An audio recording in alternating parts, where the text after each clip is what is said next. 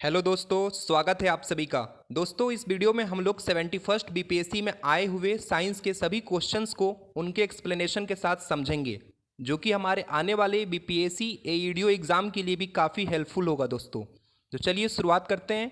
मैं आपको अपना एक्सपीरियंस भी बताऊंगा कि कैसे मैंने most of the science question को 71st बीपीएससी प्री में सही किया। तो आइए देखते हैं हम लोग। मेरा सेट ई था दोस्तों, और इसमें क्वेश्चन नंबर 21 से साइंस की स्टार्टिंग हुई थी। सबसे पहला क्वेश्चन जो हमें देखने को मिला था, जो कि कंसेप्चुअल था लेकिन लग न्यूमेरिकल की तरह रहा था दोस्तों। इसमें हमसे पूछा गया था मार्जिनल फ्रिक्शनल फोर्स की वैल्यू क्या होगी अगर किसी वुडन बॉक्स के ऊपर 200 न्यूटन का फोर्स अप्लाई किया जा रहा है। तो दोस्तों, मार्जिनल फ्रिक्शनल फोर्स की भी वैल्यू उतनी ही होगी जितना फोर्स हम अप्लाई करेंगे उसके फ्रिक्शनल फोर्स को ब्रेक करने के लिए। इसलिए इसका राइट आंसर 200 न्यूटन हो जाएगा। ये कंसेप्चुअल क्वेश्चन था दोस्तों। इसके बाद एक अच्छा न्यूमेरिकल हमें देखने को मिला था 122 में दोस्तों। आप देख सकते हैं, इसमें हमसे पूछा गया था कि एक ट्रक जो है वो रेस्ट से स्टार्ट कर दिए चलना विथ कांस्टेंट एक्सेलरेशन और 400 मीटर्स का डिस्टेंस कवर करती है 220 सेकेंड्स में, और उसका वेट हमें गिवन था 7 टन्स। तो हमसे उसके ऊपर कितना फोर्स एक्ट कर रहा है ये निकालने को बोला गया था दोस्तों। तो आपको अच्छे से मालूम है, अगर ट्रक की वेट 7 टन है तो पहले आप इसको केजी में कन्वर्ट कर लेंगे, जो कि आएगा 7000 केजी। आपको डिस्टेंस गिवन है, टाइम गिवन है, इनिशियल जो वेलोसिटी है जो यू है वो जीरो लेंगे क्योंकि रेस्ट से स्टार्ट हो रही है ट्रक।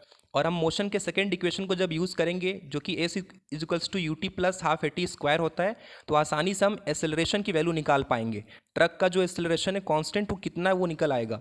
एस के जगह पे 400 रखा क्योंकि हमें डिस्टेंस 400 गिवन था। यू टी पूरा ये जीरो हो जाएगा क्योंकि यू की वैल्यू तो जीरो है। हाफ इंटू ए की वैल्यू हमें मालूम करनी थी और टाइम हमें 20 दिया था। इसको जब सिंप्लीफाई किया, सॉल्व किया, तो एक्सेलरेशन की वैल्यू आ गई दोस्तों 2 मीटर पर सेकेंड स्क्वायर। उसके बाद फोर्स का बेसिक फार्मूला आप सबको मालूम है, मास इंटू एक्सेलरेशन। उसका यूज़ किया, 7000 इंटू 2 कर दिया तो 14000 न्यूटन इसका आंसर आ गया दोस्तों। तो इसीलिए इस 122 का राइट आंसर 14,000 न्यूटन होगा, जो कि बीपीएससी ने भी इसे ही राइट माना है। इसके बाद हम बढ़ते हैं अगले क्वेश्चन पे। 123 क्वेश्चन में हमसे पूछा गया था दोस्तों कि किसी होम में 250 यूनिट्स इलेक्ट्रिकल एनर्जी कंज्यूम होती है, तो उसको जूल में हमें बताना था। आपको अच्छे से मालूम है कि हम जो भी यूनिट्स किलोवाट आवर में लिखते हैं उसको जूल में कन्वर्ट करने के लिए 3.6 इंटू 10 की पावर 6 जूल से मल्टीप्लाई कर देते हैं। जैसे आप इसमें मल्टीप्लाई करेंगे तो आपका आंसर आ जाएगा 9 इंटू 10 की पावर 8 जूल। तो ये इसका राइट आंसर होगा दोस्तों। इसके बाद 124 क्वेश्चंस को देखें अगर हम लोग, तो इसमें हमसे स्पीड ऑफ साउंड पूछा गया था दोस्तों। स्पीड ऑफ साउंड मैक्सिमम आप सबने भी याद किया होगा सॉलिड में होता है, उससे कम लिक्विड में और उससे कम गैसेस में होता है। और यहाँ पे चारों ऑप्शन में सॉलिड एक स्टील ही है, इसीलिए मैक्सिमम साउंड की स्पीड दोस्तों स्टील में ही होगी और यही राइट आंसर होगा। अगर यही लाइट का पूछता दोस्तों, तो लाइट के केस में ये अपोजिट हो जाएगा। गैस में लाइट की स्पीड सबसे अधिक होगी, उससे कम लिक्विड में और सबसे कम सॉलिड में होगी। ओके दोस्तों, अब 125 क्वेश्चंस को देखते हैं हम लोग। इस क्वेश्चन में हमसे पूछा गया था कि पोटेंशियल एनर्जी या फिर freely falling body continuously decrease कर रहा है, तो इसका मतलब क्या हुआ। हम इसका राइट आंसर हम लोगों ने लगाया है, the principle of conservation of energy is not violated. आप सबने पढ़ा होगा कि जब कभी कोई फ्रीली फॉल बॉडी गिरती है, फ्रीली फॉल करती है, तो उसका पोटेंशियल एनर्जी डिक्रीज तो होता है, लेकिन उसी समय उसकी काइनेटिक एनर्जी इंक्रीज होती है। तो ओवरऑल ये जो दोनों एनर्जी वो कांस्टेंट रहते हैं, क्योंकि एनर्जी का जो कंजर्वेशन का लॉ है वो वायलेट नहीं होता है। इसलिए इसका राइट आंसर क्या होगा, the principle of conservation of energy is not violated. अब आइए बढ़ते हैं 126 क्वेश्चन पे। 126 क्वेश्चन में भी हमसे पूछा गया था कि बताना है कि वर्क डन कितना होगा ploughing A length of field, जब एक ऑक्सीजन एग्जर्ट करेगा 140 न्यूटन का फोर्स और 15 मीटर लॉन्ग जो होगा वो फील्ड की लंबाई दी हुई है। तो दोस्तों देखिए, इसमें वर्क डन का बेसिक फार्मूला आप यूज़ करेंगे तो आपको आंसर मिल जाएगा, जो कि फोर्स इंटू डिस्प्लेसमेंट होता है। फोर्स लग रहा है 140 न्यूटन का, डिस्टेंस जो है 15 मीटर गिवन है, जब इनको आप मल्टीप्लाई करेंगे तो आपका आंसर 2100 जूल आ जाएगा, जो कि सही आंसर है। इसके बाद हम बढ़ते हैं 127 क्वेश्चन पे। इसमें हमसे दोस्तों पूछा गया है focal distance of a plane mirror. आप सबको मालूम है कि प्लेन मिरर जो होता है दोस्तों कभी भी रियल इमेज नहीं फॉर्म करता, और उसका फोकस जो होता है वो वर्चुअल होता है और इन्फिनाइट पे होता है। अगर इन्फिनाइट पे होगा दोस्तों फोकस, तो फोकल लेंथ जो होगा हमेशा वो इन्फिनिटी ही आएगा, इसलिए इसका राइट आंसर डी हो जाएगा।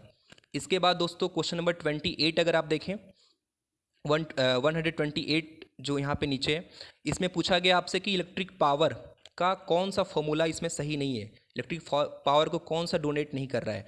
तो देखिए दोस्तों, आप इलेक्ट्रिक पावर का फॉर्मूला पढ़ते हैं, सबसे मेन जो होता है V इंटू आई, वोल्टेज इंटू करंट, इसी से आप डिराइव करते हैं और भी फार्मूले, जैसे कि आई स्क्वायर आर, और एक दूसरा फॉर्मूला इसी से डिराइव आप करते हैं V स्क्वायर अपॉन आर।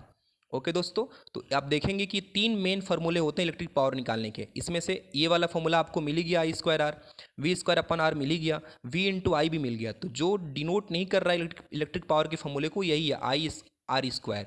ये फॉर्मूला पावर की वैल्यू नहीं देगा आपको, इसलिए इसका right answer option number B होगा। इसके बाद हम बढ़ें अगर क्वेश्चन नंबर 129 पे, जो कि यहाँ पे इसमें पूछा गया है कि in short circuit the value of electric current in a time circuit increases very high very low do not changes continuously changing. तो देखिए दोस्तों, शॉर्ट सर्किट तभी तो होता है जब एकाएक करंट की वैल्यू बढ़ जाती है। तो इसका ऑब्वियस आंसर इसका सी होगा। तो ये बहुत ही सिंपल क्वेश्चन था। इसके बाद क्वेश्चन नंबर 130 आ गया दोस्तों। 130 क्वेश्चन में हमसे पूछा है कि इलेक्ट्रिक शॉक से बचने के लिए घरों में प्रोटेक्शन के लिए इक्विपमेंट्स किस चीज़ का इस्तेमाल करते हैं हम लोग। तो आप देखिए, सबके घरों में फ्यूज़ होता है जो इलेक्ट्रिक शॉक से बचाता है इक्विपमेंट्स को। इवन इंडिविजुअल डिवाइसेस में भी फ्यूजेस यूज़ किए जाते हैं, इसलिए इसका आंसर फ्यूज़ हो जाएगा, जो कि ए होगा। इसके बाद 131 क्वेश्चन काफ़ी अच्छा क्वेश्चन था। इसमें पीएच वैल्यू पूछा गया था NaCl का दोस्तों, वो भी 0.1 जो इसका हम मोल लेंगे उसका पूछा था। तो आप देखिए, ये ऑप्शन से ही हो जाने वाला क्वेश्चन था, क्योंकि दोस्तों ऑप्शन में देखिए NH आपको अच्छे से मालूम है कि जो HCl है वो एक स्ट्रॉन्ग एसिड है और इसकी pH हमेशा 7 से कम होगी, और उसमें भी pH इसकी 1 to 2 के रेंज में होगी दोस्तों। तो 11 और ये आपका 10 तो पहले ही एलिमिनेट हो गया, बचे आपके 1 और 2। इसमें से दोस्तों 2 तो होगा नहीं किसी भी कैलकुलेशन से, तो 1 होना चाहिए, और 1 इसका राइट आंसर भी है। आप चाहें तो लॉगरिथम का फॉर्मूला लगा के इसको 10 से मल्टीप्लाई करके भी करेंगे तो आपका आंसर 1 आएगा। तो 131 का राइट आंसर दोस्तों ए हो जाएगा। और ऐसे ही क्वेश्चन आपको आने वाले एईडीओ एग्जाम्स में भी देखने को मिल सकते हैं, तो आपको अपनी प्रिपरेशन इसी के लाइन पे करनी होगी दोस्तों। 132 क्वेश्चन थोड़ा फैक्चुअल था। इसमें पूछा गया था कि night glowing pigment which compound is known as night glowing pigment from below. नीचे से देखने पे जो चमकता हुआ हमें चीज़ दिखता है उसे हम क्या कहते हैं। तो बहुत लोगों के आंसर थोड़े गलत हुए हैं, लेकिन इसका राइट आंसर जो बीपीएससी ने माना वो है यूरोपियम डॉप्ड स्ट्रोंटियम एल्यूमिनेट। तो थोड़ा ये फैक्चुअल क्वेश्चन है, आप सबको इसको याद करना पड़ेगा। इसके बाद 133 क्वेश्चन था जिसमें पूछा गया था कि किस मटेरियल का यूज़ करके स्मार्ट फिल्म बनाते हैं हम लोग दोस्तों। तो स्मार्ट फिल्म जो अक्सर एक साइड से दिखता है, एक साइड से नहीं दिखता है, उसे स्मार्ट फिल्म कहते हैं। और जनरली ऑटोमोबाइल्स पे, व्हीकल्स पे इसको लगाते हैं, और उसको कई जगहों पे सिलिका से भी बनाया जाता है। आप पढ़ेंगे, गूगल्स करेंगे तो आपको मालूम चलेगा। लेकिन बीपीएससी ने इसको माना है इंडियम टीन ऑक्साइड मटेरियल, जो कि स्मार्ट फिल्म बनाने में यूज़ होता है, इसलिए इसका राइट आंसर ए होगा दोस्तों। इसके बाद जो अगला क्वेश्चन है 134, इसमें पूछा गया था कि कैरिकिनोमा को बनाने के लिए किस मेटल कंपाउंड का यूज़ होता है। तो देखिए, पहली बात कि मेटल कंपाउंड दिया है, तो इसी वजह से पहले तो क्लोरीन हट जाएगा, बचे आपके 3। तो क्रोमियम जनरली एलॉय के फॉर्म में यूज़ होता है, और आयरन तो हो नहीं सकता। तो इस तरह से थोड़े कॉमन सेंस से भी आप देखेंगे तो प्लेटिनम इसका राइट आंसर होगा। वो प्लेटिनम कोटेड कंपाउंड होता है, प्लेटिनम कोटेड मेडिसिन होता है, जिसका यूज़ करते हैं कैरिकनोमा के ट्रीटमेंट में दोस्तों। इसके बाद 135 पे आइए आप। ये बायोलॉजी का क्वेश्चन है, पूछा गया कि कंट्रासेप्टिव पिल्स में कौन सा इस्तेमाल करते हैं। तो इसका राइट आंसर मैंने एक्चुअली दोस्तों इसमें एक गेस ही किया था, और लकीली मेरा ये सही हो गया, मैंने बी ऑप्शन लगाया था, लेवेनोग्रेस्ट्रेल इसका राइट आंसर होगा दोस्तों। बाकी कोलोकैल्सिफेरॉल तो होना नहीं है दोस्तों, और सिट्रजिन तो हो नहीं सकता था। यही 2 ऑप्शन में डाउट रहता है सबको, बी एंड सी में, तो मैंने गेस किया तो इसका ये सही हुआ था। आपको इसको याद रखना होगा दोस्तों, हो सकता है आने वाले एग्जाम्स में भी पूछ ले इसको। इसके बाद 136 वाला क्वेश्चन है, पूछा गया कि why oil is not stored in galvanise iron pot. तो आपको मालूम है दोस्तों कि गैल्वेनाइज आयरन पोर्ट जो होता है वो जिंक से उसको गैल्वेनाइज करते हैं। अगर उसमें ऑयल स्टोर करेंगे तो उसके साथ उसका कुछ रिएक्शन होगा और टॉक्सिक कंपाउंड बन सकता है। तो इसलिए इसका option all of the above हो जाएगा कि it produces toxic compound, it reduces quality of oil, corrosion absorbed. तो ये तीनों केसेस हो सकते हैं, इसलिए इसका answer all of the above होगा। अगला क्वेश्चन 137 है, जिसमें पूछा गया है कि विच compound is used for increase of octane rating.